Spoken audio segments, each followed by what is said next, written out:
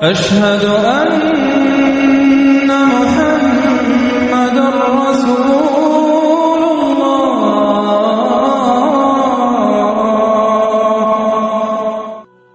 اب اگر کوئی چاندی کی اور ہے تو صاف کریں گے تو چاندی بنے گی، سونا تو نہیں بنے گا، اور سونے کی اور ہے صاف کریں گے سونا بنے گا۔ تو وہ اور تو اپنی جگہ پر مستقل ہے، ان کو آپ چینج نہیں کر سکتے۔ اسی طرح انسانوں کی افتاد طبع، انسانوں کا مزاج یہ اللہ نے بنایا ہوتا ہے۔ اس کو قرآن مجید میں ایک جگہ شاکلہ کہا گیا ہے، قل کل یعمل علی شاکلتہ۔ شاکلہ کسے کہتے ہیں؟ ہمارے مصری لوگ جو ہوتے ہیں جب کوئی شے ڈھالنی ہوتی ہے تو اس کے لیے پہلے پیٹرن بناتے ہیں، اسے پاٹرن کہتے ہیں، پاٹرن۔ تو مصری لوگ پاٹرن کہتے ہیں کہ جس میں پیٹرن ہے، سانچہ پہلے بناؤ گے تب اس میں اس دھات کو پگھلا کے ڈالو گے تو وہ اس کی شکل اختیار کر لے۔ وہ سانچہ جو ہے ہر شخص کی شخصیت کا سانچہ اللہ نے علیحدہ بنایا ہے۔ موٹی موٹی تقسیمیں یہ ہیں۔ ایک تقسیم وہ ہے کہ جو باصلاحیت لوگ ہوتے ہیں، ایک ہے عام آدمی جس کے اندر کوئی خاص صلاحیت ہے ہی نہیں، ان کے بارے میں تو میں کہا کرتا ہوں کہ وہ زندگی نہیں گزارتے بلکہ زندگی انہیں گزارتی ہے۔ ایک تو وہ لوگ ہوتے ہیں ان کا کوئی ہدف نہیں، کوئی مقصد نہیں، بس کھانا پینا، جو حیوانی تقاضے پورے ہو گئے، دن رات دھندے میں لگے ہوئے، آگے کوئی ہماری زندگی کا کوئی ہدف ہے، کوئی مقصد ہے، کوئی نصب العین ہے، کیا ہے، کوئی ہائر ہے، کوئی آئیڈیالوجی ہے، کوئی آدرش ہے، اس کو ہندی میں آدرش کہتے ہیں، نصب العین ہے۔ یہ تو ہے عوام الناس جو قرآن کی روح سے انسان کی شکل میں حیوان ہے۔ لَهُمْ قُلُوبٌ لَا يَفْقَهُونَ بِهَا وَلَهُمْ أَعْيُنٌ لَا يُبْصِرُونَ بِهَا وَلَهُمْ آذَانٌ لَا يَسْمَعُونَ بِهَا أُولَٰئِكَ كَالْأَنْعَامِ بَلْ هُمْ أَضَلُّ۔ یہ تو چوپایوں کے مانند ہیں بلکہ ان سے بھی گئے گزرے ہیں، اس لیے کہ چوپایا تو پیدا ہی اس سطح پر کیا گیا ہے، اسے پیدا کیا ہے، لَقَدْ خَلَقْنَا الْإِنسَانَ فِي أَحْسَنِ تَقْوِيمٍ، اور پھر یہ حیوان کی سزا پر زندگی گزار رہا ہے۔ تو ایک جو ان میں صلاحیت کچھ ہے، اب اس میں سے دو طرح کے لوگ نکلے۔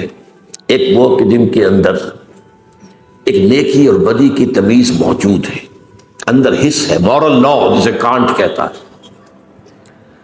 جو کچھ سوچتے ہیں، غور کرتے ہیں، چیزوں کو دیکھتے ہیں تو اس سے نتیجہ اخذ کرتے ہیں۔ بنظر عبرہ، جیسے کہ حضور نے فرمایا، میرا دیکھنا عبرت کا دیکھنا۔ یہ لوگ وہ ہوتے ہیں کہ جو اپنی سلیم الفطرتی کی وجہ سے اور سلیم العقلی کی وجہ سے حقائق کائنات کے قریب پہنچ جاتے ہیں۔ یہ صدیقین ہوتے ہیں۔ یہ وہ لوگ ہوتے ہیں کہ ان کے کانوں میں کسی نبی کی آواز آئے گی تو فوراً لپک کر قبول کریں، نو ہیسیٹیشن واٹس ایور۔ کیوں؟ کہ وہ تو وہی کہہ رہا ہے نبی جو ان کے اپنے دل میں ہے۔ دیکھنا تقریر کی لذت کے جو اس نے کہا، میں نے یہ جانا کہ گویا یہی میرے دل میں تھا، اس نے تو میرے دل کی بات کی ہے۔ ایک وہ لوگ ہوتے ہیں کہ جن کو ان چیزوں سے دلچسپی نہیں، کھیل کود، یہ وہ، بھاگ دوڑ، کشتی، شکار، یہ وہ، اس میں لگے ہوئے۔ ان کے اندر کی فطرت کے اوپر ایک کرسٹ آ گیا ہوتا ہے، بہت سخت قسم کا، اوپر چھلکا کہیں کیا کہیں، کرسٹ۔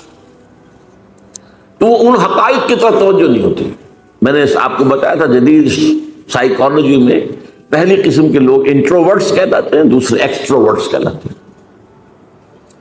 تو ان کو حقائق کی طرف دلچسپی نہیں، بظاہر سے دلچسپی ہے بس۔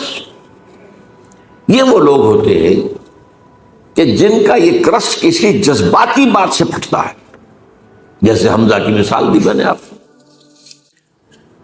کنیز نے کہا کہ آج تو ابو جہل نے آپ کے بھتیجے کے ساتھ بہت برا سلوک کیا۔ اب 6 سال گزر گئے تھے، بھتیجے کی بات پر کبھی توجہ ہی نہیں کی، بھتیجا کیا رہا ہے یہ، حالانکہ انتہائی محبوب بھتیجا، انتہائی محبوب۔ بس وہ کہنے کے اوپر گھر میں داخل نہیں ہوئے، سیدھے گئے، کمان ماری ہے دے کر ابو جہل کے سر پر کہ تم نے میرے بھتیجے کے ساتھ یہ سلوک کیا، اور فوراً کہ اچھا میں اس پر ایمان لایا، آؤ کرو مقابلہ۔ یہ اسلام کی کیفیت تھی، یہ حضرت عمر کی تھی۔ انہوں نے اپنی بہن میں جو عظیمت دیکھی کہ عمر چاہے ہمیں ہلاک کر دو، اب ہم اس دین کو چھوڑنے والے نہیں، چونک کر کھڑا ہو گیا۔ عمر یہ کیا ہے، یہ صنف نازک میں یہ عظیمت۔ تو یہ تو ہم گفتگو کر چکے ہیں۔ آج میں ایک اور اعتبار سے بات کر رہا ہوں تو یہ جو آیات میں نے آج پڑھی ہیں ان میں انسانیت شناسی کا ایک اور پہلو سامنے آتا ہے، انسانوں کی شخصیتوں کی مختلف افتاد۔ اس میں خاص طور پر ذکر کروں گا، مولانا مودودی نے اپنے تفہیم القرآن کے مقدمے میں بڑی اہم بات کہی، بہت اہم بات کہی، کہ قرآن مجید ایسی کتاب نہیں ہے جسے کوئی شخص اپنے اسٹڈی روم میں یا ڈرائنگ روم میں آرام سے بیٹھا ہوا وہ پڑھتا رہے، سمجھتا رہے، ڈکشنری دیکھ لی، یہ دیکھ لیا۔ یہ مینول آف ریولوشن ہے، یہ انقلاب کا لائحہ عمل ہے۔ جب تک آپ اس انقلابی عمل میں شامل نہیں ہوں گے اس کی اصل حقیقت آپ پر منکشف ہی نہیں ہوگی۔ وہ تو اس انقلابی عمل کی اس جد و جہد میں پھر آپ پر وہ کیفیات وارد ہوں گی، آپ کو پھر یاد آئے گا او کیا حالات تھے جب حضرت خباب بن الارت آ گئے تھے حضور کے سامنے فریاد لے کر کہ حضور اب تو یہ ہم سے ظلم برداشت نہیں ہو رہے، یہ ٹارچر اب ناقابل برداشت ہو گیا۔ آپ کو کیا سمجھ آئے گی کیا کیفیت تھی اس وقت خباب کی؟ وہ تو آپ اس کیفیت سے خود دوچار ہو، کبھی آپ پر کوئی آزمائش آئی ہو، کبھی آپ کے اوپر کوئی ایسا فیصلہ کن مرحلہ آیا ہو، تبھی تو آپ سمجھیں گے۔ تو قرآن مجید کے علم اور حکمت اور اس کے مفہوم اور معانی کا ایک بہت بڑا اہم گوشہ نہیں کھلتا جب تک کہ آپ یہ نہ سمجھے کہ یہ انقلابی دعوت تھی، اور انقلابی دعوت کے اعتبار سے انسانوں میں 4 قسمیں ہوتی ہیں، وہی نبیین، صدیقین، شہداء، صالحین۔ اب وہ کون سے 4 ہیں؟ دیکھیے پہلے بات سمجھ لیجئے کیونکہ وقت محدود ہے۔ ایک لوگ وہ ہوتے ہیں کہ جب بات سمجھ میں آ گئی حق کے بعد بات، اب نہ دائیں دیکھنا ہے، نہ بائیں دیکھنا ہے، نہ آگے نہ پیچھے، قبول کر لینا ہے بس۔ یعنی وہ لوگ جن میں ہمت ہے، کردار کی طاقت ہے، حوصلہ ہے، مثابرت ہے، مقاومت ہے، ایک وہ لوگ یہ نہیں دیکھتے کوئی اور بھی چل رہا کہ نہیں چل رہا، وہ چلے تو چلے، نہیں چلے مجھے تو چلنا، مجھ پر تو حق باتیں ہو گئی، بات ختم ہو گئی۔ اب کوئی مفاد، کوئی چودراہٹ، کوئی حیثیت، اس کو نہ اندیشہ پہنچ جائے، اس کو نہ خطرہ ہو جائے۔ جیسے وہ نجران کے عیسائیوں کا وفد آیا تھا تو 2 بھائی تھے ٹاپ کے، ان کے بڑے اسقف، تو وہ جب حضور نے مباہلے کا چیلنج دیا تو پھر بھاگ گئے، رات چلے گئے، ورنہ 70 افراد کا نجران کا وفد آیا تھا۔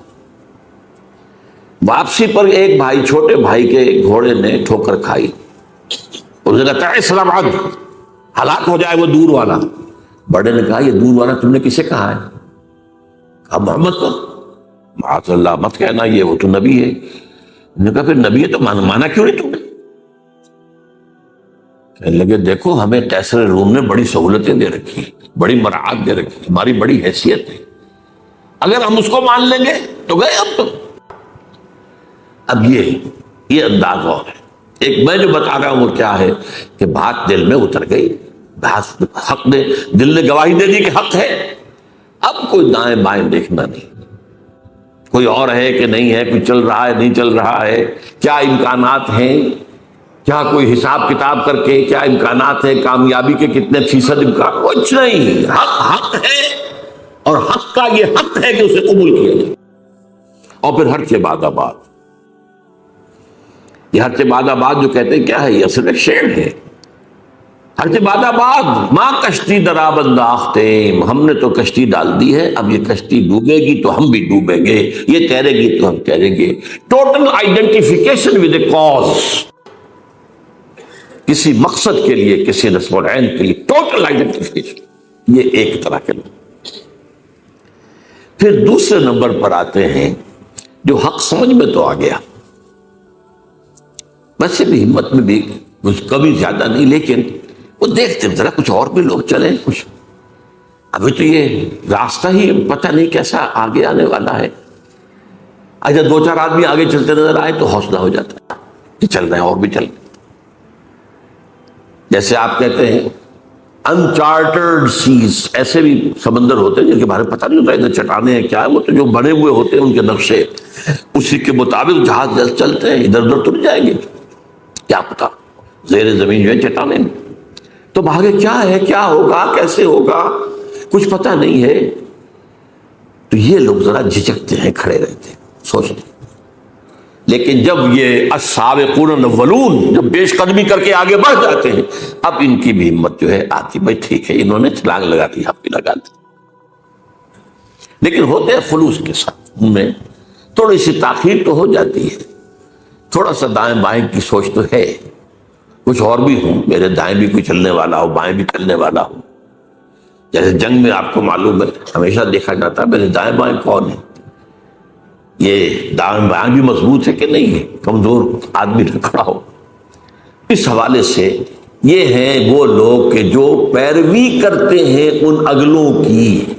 ایک ہے حق کی پیروی، آگے کوئی نہیں نظر آ رہا لیکن حق حق ہے، قبول کیا بس. تو ان کو کہا والسابقون الاولون من المہاجرین والانصار، پہلے پہل سبقت کرنے والے مہاجرین اور انصار میں سے. اب اس میں دیکھیے زمانی اعتبار سے تو 10 سال کا فرق ہے. انصار میں پہلا مسلمان بھی جو ہے وہ مکے کے پہلے مسلمان کے 10 سال بعد ایمان لائے، دعوت نہیں پہنچی تھی. وہ تو جو عام الحزن ہے 10واں سال حضور کا جب بعثت کے بعد، اس کے بعد جو ہے وہ 7 آدمی خزرج کے ایمان لائے ہیں. پھر وہاں پر لیکن پھر وہاں پر یہ دعوت جو ہے جنگل کی آگ کی طرح پھیل گئی. نتیجہ یہ ہے کہ یثرب کہلاتا تھا، اب وہ مدینۃ النبی بن گیا، مدینہ بن گیا.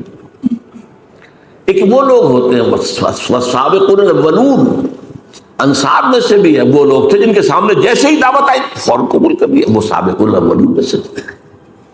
چاہے ابو بکر سے 10 سال جونیئر ہوں گے، لیکن یہ کہ بہرحال ان کے سامنے جب بھی دعوت آئی ہے اس کے اعتبار سے ان کا وہ جو رد عمل تھا وہ کیا تھا، فوراً حاضر. والسابقون الاولون من المہاجرین والانصار، یہ سابقون الاولون مہاجرین میں بھی ہیں، انصار میں بھی ہیں.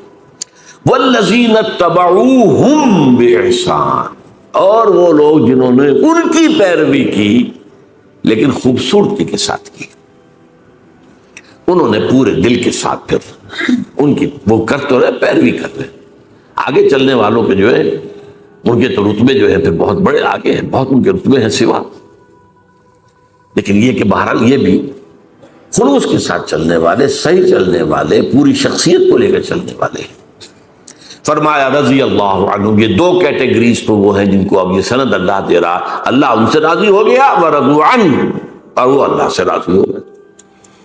اللہ سے راضی ہو جانا اس دنیا میں بھی، راضی برضائے رب، جو بھی آ رہا ہے اس پر راضی رہنا، اور ایک آخرت میں اللہ راضی کر دے گا انہیں. رضی اللہ عنہم وارضاہم اجمعین، اللہ تعالیٰ ان سے راضی ہو جائے، انہیں راضی کر دے قیامت کے دن. رضی اللہ عنہ ورضوا عنہ وعد لهم جنات تجری من تحت الانہار خالدین فیہا ابدا، اور ان کے لیے اس نے ایسے باغات تیار کیے ہیں جن کے نیچے نہریں بہتی ہوں گی، جن میں وہ ہمیشہ ہمیشہ رہیں گے. ذالک الفوز العظیم، یہ بہت بڑی کامیابی. اب اگر اس وقت آپ کے دل سے دعا نہ نکلے تو یہ بڑی بدنصیبی ہوگی.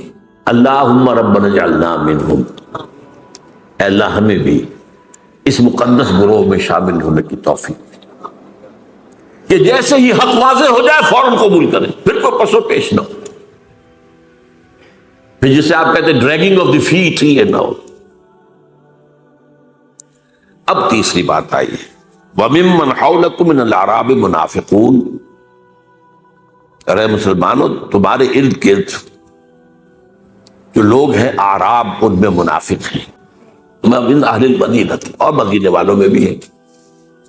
نفاق کا مرض جو ہے اعراب میں زیادہ تھا، اس لیے کہ ان کو حضور کی تربیت اور تزکیے سے اتنا فائدہ اور تعلیم سے تو نہیں پہنچتا تھا. وہ تو کبھی آ گئے دیکھ لیا حضور کو. مدینے والے تو مسلسل حضور کی تعلیم، تربیت، تزکیہ اس سے مستفید ہوتے تھے. لہذا الاعراب اشد نفاقا، یہ قرآن اسی صورت میں ہے. نفاق کا مرض شدید ترین جو تھا وہ اعراب میں تھا. یہاں بھی فرمایا وَمِمَّنْ حَوْلَكُمْ مِنَ الْأَعْرَابِ مُنَافِقُونَ وَمِنْ أَهْلِ الْمَدِينَةِ، اہل مدینہ میں بھی موجود ہیں. مَرَضُوا عَلَى النِّفَاقِ، یہ نفاق پر اڑ گئے ہیں. یہاں ذرا سی بات سمجھ لیجئے. پہلے تو وہ بنیادی فرق شخصیت کا کیا ہے. عام لوگ یہ سمجھتے ہیں کہ شاید منافق کوئی ہوتا ہے یا دھوکہ دینے کے لیے مان لایا. نہیں، وہ منافق نہیں ہوتا. اصل میں ایک ہے ضعف ایمان، اس پر بات ہم بعد میں کریں گے، چوتھی کیٹیگری بعد میں آ رہی ہے.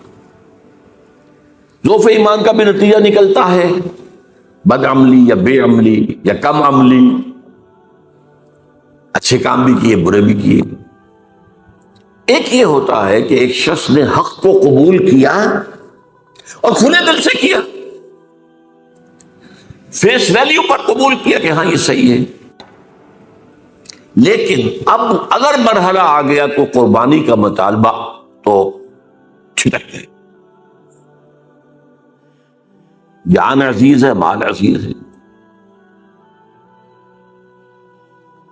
ان میں وہ ہمت نہیں ہے، وہ قطعیت نہیں ہے، وہ ہرچے بالا باد والی بات نہیں ہے، بلکہ دیکھ بھال کے دائیں دیکھو بائیں دیکھو بھائی، اپنے نفع نقصان کو بھی پہنچا لو، خطرات سے بھی بچو، جان بچاؤ، چلو چلو چلو، لیکن بچ بچ کے چلو، بچ بچ کے چلو. اس کا بڑا خوبصورت نقشہ سورہ حج میں کھینچا ہے. وَمِنَ النَّاسِ مَن يَعْبُدُ اللَّهَ عَلَى حَرْفٍ، لوگوں میں سے ایسے بھی ہیں جو کنارے کنارے اللہ کی بندگی کرنا چاہتے. مجدھار میں نہ جانا، بچ کر چلو. ایک وہ ہے تو بچا بچا کے نہ رکھ اسے، تیرا آئینہ ہے وہ آئینہ کہ شکست نہ ہو تو عزیز تر ہے نگاہ آئینہ ساز میں. اب یہاں سے اصل میں اس کو قرآن کہتا ہے مرض، بیماری. نفاق کے پھر مراحل ہے. پہلا مرحلہ تو کیا ہوتا ہے کہ انسان سے کوتاہی ہو گئی اور اس کے بعد جھوٹا بہانہ بنا دیا، نفاق شروع ہو گیا. اگر کوتاہی ہوئی اور مان لیا تو یہ نفاق نہیں ہے. مان لیا، توبہ کی، حضور کی خدمت میں بھی حاضر ہو گئے، حضور میں اعتراف کرتا ہوں مجھ سے کوتاہی ہوئی ہے، میرے لیے اللہ سے دعا کی، استغفار کی، یہ نفاق نہیں ہے. یہ ضعف ایمان ہے، وہ جو میں عرض کر رہا ہوں کہ فورتھ کیٹیگری. لیکن جب جھوٹ بولا نفاق شروع ہوئے. اور جیسے ٹی وی کے بارے میں مشہور تھا کسی زمانے میں 3 سٹیجز، فرسٹ سیکنڈ تھرڈ میں آ گئی تو اب کوئی توقع نہیں بچنے کی. اسی طرح اس کی بھی 3 سٹیجز، صرف جھوٹ پر مبنی پہلی سٹیج، پھر جھوٹی قسم. چونکہ جب دیکھا میں نے بار بار بہانہ بنایا جھوٹا، اب لوگ مسکرانے لگتے ہیں میری بات سن کر، وہ سمجھتے ہیں کہ یہ تو اس کا تو کہاں بھی بہانے بنانا. تو خدا کی قسم، اللہ کی قسم، اللہ کو حاضر ناظر جان کر کہہ رہا ہوں، میری یہ مجبوری ہے، میری بیوی بستر مرگ پر پڑی ہے، میرا فلاں یہ، میں جنگ میں نہیں جا سکتا، میں یہ نہیں کر سکتا، مگر قسمیں. اتخذوا ایمانہم جنۃ، انہوں نے اپنی قسموں کو ڈھال بنا لیا. اور تیسری سٹیج ہوتی تھی جبکہ دل میں بغض پیدا ہو جائے، یہ نبی نے ہمیں کس مصیبت میں ڈال دیا. ایک صاحب ایمان سابقون الاولون وہ کہتے تھے نبی کا احسان تو ہم اتار ہی نہیں سکتے، انہوں نے ہمیں سیدھا راستہ دکھایا، وہ تو ہمارے محسن ہے، محسن اعظم. اب یہ کیا کہتے تھے، ہمیں کس مصیبت میں ڈال دیا اس محمد نے آ کر صلی اللہ علیہ وسلم، خطرے ہی خطرے. اور وہ ان لوگوں کے بارے میں کہتے تھے یہ بے وقوف فینیٹکس ہے. آج کا لفظ فینیٹکس، یہ پاگل ہے. وَإِذَا قِيلَ لَهُمْ آمِنُوا كَمَا آمَنَ النَّاسُ قَالُوا أَنُؤْمِنُ كَمَا آمَنَ السُّفَهَاءُ. اللہ کے بندو تم ایمان لائے ہو تو جیسے اور لوگ ایمان لائے ویسے ایمان لاؤ، پھر سنو اور مانو، اطاعت کرو، قربانیاں دو. ہوگا ہم کو بے وقوف ہے کیا ہم ایمان لائے جیسے یہ بے وقوف لوگ ایمان لائے؟ یہ تو فینیٹکس ہے، یہ دیوانے ہیں، مجنون ہے، جنونی لوگ ہیں. ہم نہیں. یہ ہے نفاق. اب قرآن میں جن لوگوں کی بھی نگاہ ہے بڑی تدریج کے ساتھ، سورہ بقرہ میں صرف مرض کا ذکر کیا، لفظ نفاق نہیں آیا، بیماری ہے، تاکہ جو بھی ہوش میں آ سکتا ہو ہوش میں آ جائے کہ دیکھو تمہیں ٹی بی کی ہو گئی ہے انفیکشن میں، فوراً علاج کراؤ وغیرہ۔ اس کے بعد پھر ذرا اور آگے بڑھ کر پھر لفظ منافق آیا سورہ آل عمران میں۔ غزوہ احد کے موقع پر چونکہ اس کا ظہور ہو گیا، 300 کو لے کر عبداللہ ابن ابی واپس چلا گیا میدان جنگ سے، تو لفظ منافق پہلی دفعہ ہے۔ پھر سورہ نساء میں کھل کر آیا، اور فائنل سورہ جو ہے سورہ توبہ ہے۔ پھر یہ کہ لفظ عام کیا گیا، لیکن ایک پردہ پڑا رہنے دیا گیا، کسی کو شخصاً منافق نہیں کہا گیا۔ یہ بیماریاں ہیں، یہ کمزوریاں ہیں، ان کی یہ علامات ہیں، ان کا یہ طرز عمل ہے، تاکہ جو بھی ہوش میں آ سکتا ہوش میں آ جائے۔ منافق کہہ کر ابھی ان پر لیبل نہیں لگایا گیا۔ یہ مرض پھر اپنی پوری انتہا کو پہنچا ہے، یہ جو آخری دور ہے غزوہ تبوک کا موقع ہے، سخت ترین آزمائش تھی۔ اس کے بعد سے اس لیے لفظ یہاں آیا ہے مردوا علی النفاق، یہ نفاق پر اڑ گئے ہیں، انہیں بار بار تنبیہ کی گئی ہے، بار بار تنبیہ کی گئی ہے، ہوش میں آ جاؤ، ایمان لاؤ، صحیح طریقے پر ایمان لاؤ، اور اپنے اس نفاق کا پردہ چاک کر دو۔ ان المنافقین فی الدرک الاسفل من النار، منافقین تو آگ کے سب سے نچلے طبقے کے اندر ہوں گے، جہنم کے اندر۔ ہر طرح کی جس کو کہا جا سکے تعلیم اور ترغیب اس کے حوالے سے، لیکن جب لا علاج ہو گئے اور تھرڈ سٹیج کو پہنچ گئے، اب اس وقت 4 کام کیے حضور نے جو پہلے کبھی نہیں کیے تھے۔ غزوہ تبوک سے واپسی پر سب سے پہلے آپ نے وہ مسجد زرار کے نام سے جو انہوں نے اڈا بنایا تھا اپنا، اسے جا کر آگ لگا دی۔ اس سے پہلے حضور نے ایک مصلحت کو سامنے رکھا کہ یہ منافقین اوس اور خزرج میں سے ہیں، کوئی قبائلی عصبیت بھڑک اٹھتی ہے ان کے خلاف اگر ہم نے کوئی اقدام کیا۔ ابھی وہ قبائلی عصبیت لوگوں کے دلوں سے بالکل نکلی نہیں ہے۔ جو سردار تھا منافقین کا ابی، عبداللہ ابن ابی، وہ خزرج کا سردار تھا، اور اسے بادشاہ بنانے کا فیصلہ ہو گیا تھا، تاج تیار ہو چکا تھا سونے کا، آج کوشش باقی تھی کہ حضور تشریف لے، بے تاج بادشاہ آ گیا، تو اس کا تو سارے خواب درہم برہم ہو گئے۔ تو بدترین منافق وہی تھا، اسے بھی کبھی منافق نہیں کہا، اس کے بھی جنازے کی نماز پڑھا دی، بلکہ اس کے لیے اپنا کرتا بھی دے دیا، اس لیے کہ اس کا بیٹا جو تھا عبداللہ ابن ابی، بہت نیک صالح نوجوان تھا، وہ آیا ہے کہ میرے والد کا انتقال ہو گیا، حضور اپنا کرتا عنایت فرما دیں، میں اس میں اس کو کفن دے دوں۔ آپ نے کرتا دے دیا۔ حضرت عمر نے کہا ابھی کیا کر رہے ہیں اس منافقین کے سردار کو؟ فرمایا عمر میرا کرتا اس کو اللہ کے عذاب سے نہیں بچا سکتا۔ ہم پتہ نہیں کیا کیا چیزیں تبرک بنا کر اپنے پاس رکھتے ہیں، یہ تبرک میرے ساتھ میرے کفن میں رکھ دینا۔ حضور کے کرتے سے زیادہ تبرک والی شے کوئی ہو سکتی تھی؟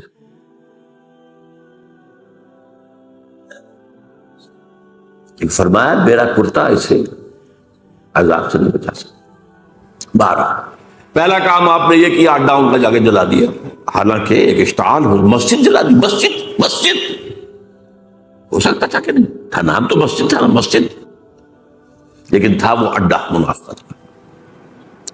دوسرا کام یہ کیا کہ آپ نے پردہ چاک کر دیا۔ حضرت عمر کی روایت ہے رضی اللہ تعالی عنہ کہ جمعے میں آپ نے ممبر سے کہا فلاں ابن فلاں نکل جاؤ تم منافق ہو، فلاں ابن فلاں نکل جاؤ ہماری مسجد سے تم منافق۔ 36 انسانوں کو آپ نے اس طرح نکل دیا۔ تیسری بات یہ کی گئی قرآن مجید اسی سورۃ توبہ میں فرمایا گیا کہ اب آپ آئندہ ان میں سے کسی کی نماز جنازہ نہیں پڑھیں گے اور نہ کسی کی قبر پر کھڑے ہوں گے۔ اب آخر اور وہ چیز کر دی جس کو میں نے بعد میں پڑھا، 2 آیتیں ہیں۔ منافقین کا ایک طرز عمل یہ ہوتا تھا کہ اگر کوئی جہاد کا قتال کا معاملہ آیا ہے، یہ ہم سے چندہ لے لیجیے، ہم انفاق کرنے کو حاضر ہیں، اور حضور قبول کر لیا کرتے تھے۔ اب وہ بھی بند کر دیا گیا، کہہ دیا گیا انفقوا طوعا او کرہا، اے نبی منافقین سے کہہ دیجیے چاہے خوش دلی سے خرچ کرو، انفاق کرو، چاہے مجبوری کو، لن یتقبل منکم، اب یہ قبول نہیں کیا جائے گا۔ ان کے کوئی چندہ، ان کا کوئی ڈونیشن، ان کا کوئی جو ہے صدقہ آپ نہ لیجیے۔ انکم کنتم قوما فاسقین، تم یقیناً فاسق لوگ ہو. وما منعهم ان تقبل منهم نفقاتهم الا انهم كفروا بالله، اور نہیں محروم کیا انہیں اس بات سے کہ ان کے نفقات، ان کا انفاق قبول کیا جاتا، مگر اس نے کہ وہ اللہ سے کفر کر چکے ہیں. یہ نفاق جب اس سٹیج کو پہنچ گیا تو کفر ہو چکا ہے. اگرچہ کفر ابھی چھپا ہوا کفر ہے، ظاہر نہیں ہے، وہ کفر نہیں ہے جس پر مرتد کہہ دیا جائے، وہ نہیں ہے. اس کی مثال میں دیا کرتا ہوں کہ کہیں شہتیر لکڑی کے جو ہوتے تھے، اب تو خیرات شیشے کا زمانہ ہے، تو وہ جو دیمک لگتی ہے وہ اندر ہی اندر چاٹتی رہتی ہے، اندر ہی اندر، لیکن اوپر ایک تختہ رہنے دیتی ہے. اتنا ہوش اس انسیکٹ کو بھی اللہ نے دے رکھا ہے.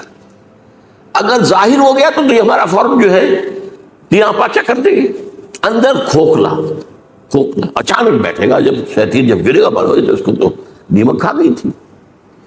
تو وہ نفاق اندر ہی اندر اندر ہی اندر اندر ہی اندر ایمان کو ختم کر دیتا ہے. ایمان کفر میں بدل چکا ہے، اگرچہ یہ کفر قانونی نہیں ہے، لیکن تم اس سٹیج کو پہنچ چکے ہو کہ جو کفر کی سٹیج ہے. اس اعتبار سے اب 4 باتیں ہو گئی. ان کا مرکز جلا دیا گیا، نمبر 1. ان کا پردہ چاک کیا گیا، بہت سو کا، سب کا نہیں، بہت سو کا، جو ان میں اہم تر ہوگی. حضور کو روک دیا گیا، آئندہ آپ ان میں سے کسی کی جنازے کی نماز نہیں پڑھائیں گے اور نہ ہی ان کی قبر پر کھڑے ہوں گے، اور ان کا کوئی صدقہ، کوئی انفاق قبول نہیں. یہ ہو گیا تیسری جو کیٹیگری تھی. وَمِمَّنْ حَوْلَكُم مِّنَ الْأَعْرَابِ مُنَافِقُونَ وَمِنْ أَهْلِ الْمَدِينَةِ مَرَدُوا عَلَى النِّفَاقِ نَحْنُ نَعْلَمُهُمْ سَنُعَذِّبُهُمْ مَرَّتَيْنِ، ہم انہیں دوبارہ 2 مرتبہ عذاب دیں گے. ثُمَّ يُرَدُّونَ إِلَىٰ عَذَابٍ عَظِيمٍ، اور پھر وہ بڑے عذاب میں ڈال دیے جائیں گے. آخرت کا عذاب بڑا ہے، اس سے پہلے برزخ کا عذاب ہے، اس سے پہلے دنیا میں بھی عذاب ہے. جو پردہ چاک ہوا، جو رسوائی ہوئی، یہ سارے کے ساری چیزیں ان کے لیے عذاب کے درجے میں تھی کہ نہیں تھی. اب چوتھی بات آ رہی ہے، وہ آخرون. یہ اصل میں 2 انتہائی چیزیں تو آ چکی ہیں.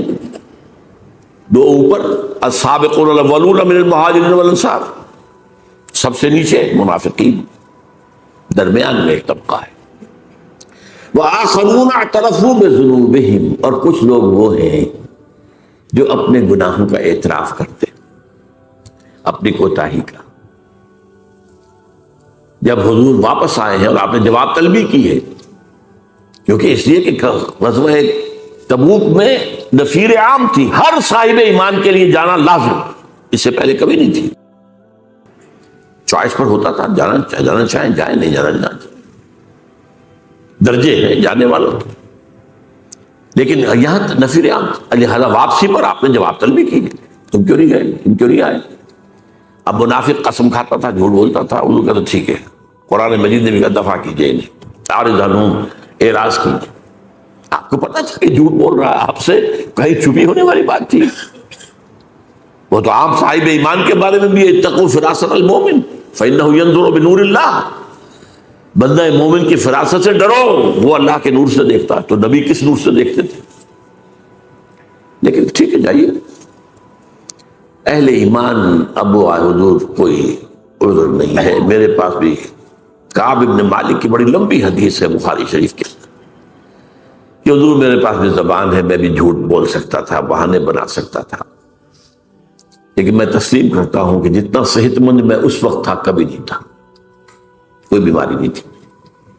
اور جتنا غنی میں اس وقت تھا اس سے پہلے کبھی نہیں تھا. یہ بھی نہیں تھا کہ میرے پاس زیادہ راہ نہیں تھا. بس مجھے میرے نفس نے چکمہ دیا کہ تمہاری سانڈنی جو ہے بڑی طاقتور ہے، مضبوط ہے. یہ رسول اللہ تو چلیں گے 30,000 کا لشکر لے کر، تو بڑی سلو رفتار ہوگی نا. تم 2-4 دن اور ٹھنڈی چھاؤں، گھر کی راحتیں جو ہے ان سے مستفید ہو رہے، پھر تیزی کے ساتھ دوڑتے ہوئے جا کے مل جانا. ہر روز یہی چکمہ اور نس دے رہا ہے، میں چکمے میں آتا چلا گیا. ایک روز اچانک محسوس ہوا کہ اب تو میں چاہے کتنا ہی تیز چلوں آپ کو نہیں مل سکتا. بیٹھ گئے. انہیں پھر سزا دی گئی، بائیکاٹ کیا گیا. حکم دے گیا کہ کوئی صاحب ایمان سے بات کرے. یہ 3 صحابہ تھے. اب ان کے بارے میں جو فرمایا جا رہا ہے یہاں سے کیٹیگری تو آپ نے سمجھ لی. وآخرون اعترفوا بذنوبہم خلطوا عملا صالحا وآخر سیئا. انہوں نے گڑبڑ کر لیے ہیں اپنے اندر اچھے کام بھی برے کام. ظاہر بات ہے کہ اگر ایمان زیادہ مضبوط نہیں ہے تو کیا ہوگا؟ گناہوں کا صدور. لیکن معافی مانگے گا آدمی, استغفار کر لے گا, توبہ کر لے گا, اللہ معاف فرمانے والا ہے. لیکن رہے گا تو ایسے ہی نا, ڈاما ڈول, کبھی ادھر کبھی ادھر. تو خلطوا عملا صالحا وآخر سیئا, انہوں نے خلط ملط کر دیے ہیں, نیک اعمال بھی اور برے اعمال بھی. عسى اللہ ان یتوب علیہم, امید ہے کہ اللہ ان پر عنایت فرمائے گا, ان کی توبہ قبول کر لے گا, ان کے استغفار کو شرف قبولیت عطا کر دے گا. ان اللہ غفور رحیم, یقین اللہ غفور رحیم ہے. خذ من اموالہم صدقۃ, اے نبی ان کے اموال میں سے صدقہ قبول کر لیجئے. منافقین کا کوئی صدقہ قبول نہیں ہے, لیکن ان میں سے خذ من اموالہم صدقۃ تطہرہم بہ وتزکیہم, تطہرہم وتزکیہم بہا. یہ صدقہ جو یہ اللہ کی راہ میں دیں گے, انفاق کریں گے اور آپ اس کو قبول کر لیں گے تو ان سے تطہیر ہوگی, ان کا اندر پاک ہوگا. گناہوں کے جو اثرات ان کے باطن میں ہیں, ان کی شخصیت کے اندر, وہ اس میں سے دھل جائیں گے. اور تزکیہم, زکات یہ ان کے لیے تزکیے کا ذریعہ بن جائے گا, اندر کی پاکی کا. وصلی علیہم, اور ان کے لیے آپ دعا بھی کیجیے. وہاں منافقین محروم ہو گئے. استغفر لہم او لا تستغفر لہم ان تستغفر لہم 70 مرۃ فلن یغفر اللہ لہم. اسی سورۃ توبہ کی آیت ہے. اس منافقت کے موضوع پر یہ چوٹی کی صورت ہے, ٹاپ کی, کلائمیکس. اے نبی آپ چاہیں ان کے لیے استغفار کریں چاہے نہ کریں, آپ 70 مرتبہ بھی استغفار کریں گے تب بھی اللہ معاف نہیں کرے گا. یہ دوسری بات ہے کہ حضور کی شخصیت کا پہلو آپ نے فرمایا اگر مجھے معلوم ہوتا کہ 70 بار سے زیادہ استغفار کرنے پر اللہ انہیں معاف کر دے گا تو میں 70 بار سے زیادہ کرتا. لیکن انداز میں یہ کہ کرنا ہے ہی نہیں. 70 مرتبہ 70,000 مرتبہ بھی کر لیں گے تو معاف نہیں کرے, لہذا میں نہیں کر سکتا اس طرح. تو فرمایا خذ من اموالہم صدقۃ تطہرہم وتزکیہم بہا. اس صدقے کے ذریعے سے تطہیر ہوتی ہے اور تزکیہ ہوتا ہے. اسی لیے جو مالی عبادت ہے اسلام میں اس کا نام زکوٰۃ ہے. کیوں؟ تزکیے سے بنائی لفظ. یہ بھی انسان کے دل کے اندر کی باطنی جو صفائی ہے اس کا ذریعہ ہے.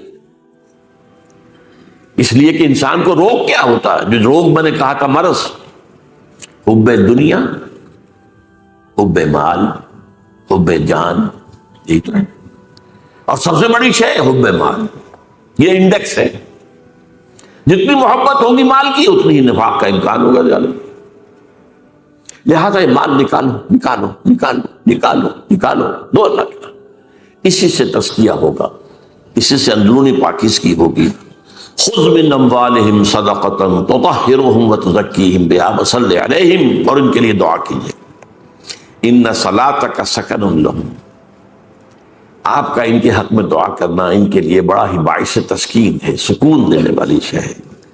ظاہر بات ہے ان کے اندر تو اب یہ خلجان ہے نا, میں یہ کیا کر بیٹھا, کیا مجھ سے غلطی ہو گئی ہے. یہ ساری چیزیں جو اندر کی کیفیات ہیں, تو جیسے ہم کہتے ہیں کہ زخم کے اوپر پھاہا رکھ دیا گیا, تو ایسے ہی آپ کی جو ان کے لیے آپ کا استغفار جو ہے سکن لہم, وہ ان کے تسکین کا ذریعہ بنے گا. واللہ واسع علیم, اور اللہ یقیناً بہت وسعت والا اور جاننے والا ہے. الم یعلموا ان اللہ هو یقبل التوبۃ عن عبادہ ویأخذ الصدقات,